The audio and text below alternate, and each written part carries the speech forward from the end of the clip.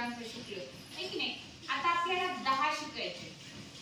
बऱ्याच जणांना 10 पण येतात, पण 10 म्हणजे नेमकं 10ला काय म्हणायचं, त्याचं स्थान कुठे आहे हे आज आपल्याला पाहायचं आहे.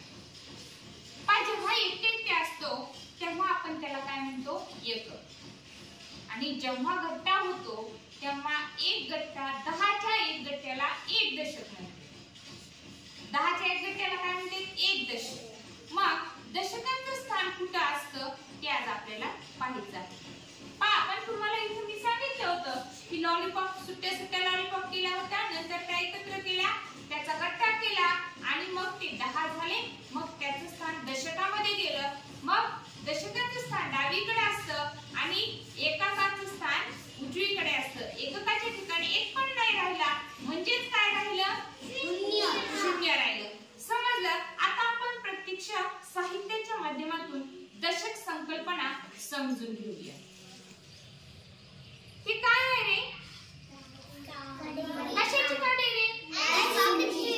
आईस्क्रीमची, लॉलीपॉपची काडी आहे, बरोबर आहे की नाही?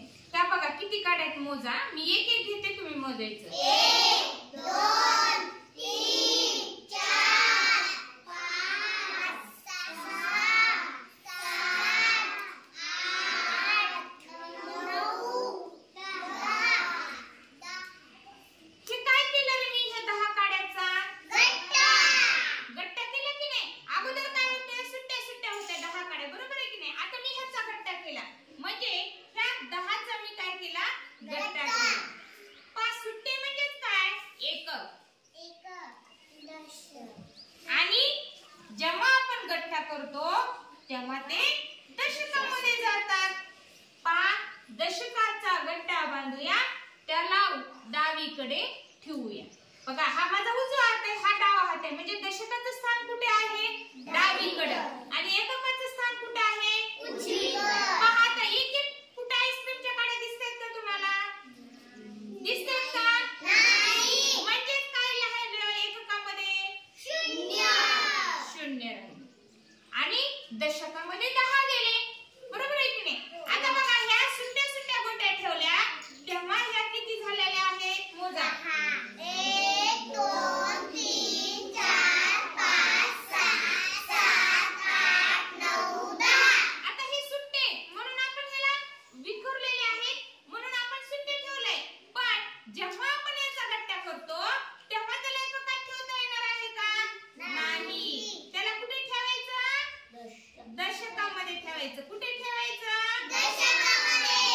पहा, ह्या 10 वाट्यांचा गट्टा झाला आपला, हा पण दशकात आला.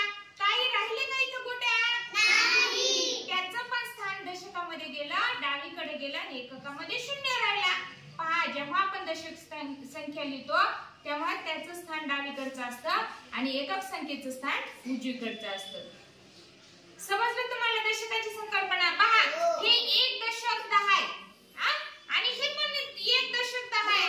हे दोन्ही मिळून किती झाले रे, 20. म्हणजे 2 दशक म्हणजे किती, 20. 2 दशक म्हणजे किती, 20. आता मी इथं 3 दशक ठेवल्यावर किती होते, 3 दशक किती होतील मला सांगा बरं.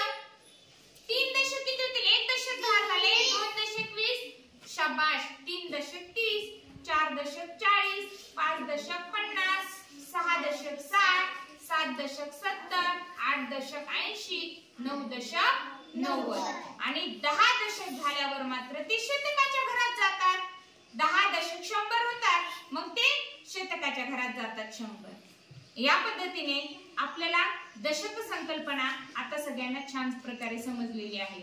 मग सांगा बरं, दशकाचं स्थान कोणत्या बाजूला असतं, डाव्या बाजूला. आणि एककाचं स्थान उजव्या बाजूला. पहा, संख्या मध्ये तुम्हाला एकक दशक विचारल्यानंतर सांगता आलं पाहिजे. त्यावेळेस तुम्ही संख्येच्या समोर उभे राहिल्यानंतर उजव्या हाताची संख्या एकक सांगायची, डाव्या हाताची संख्या दशक सांगायची.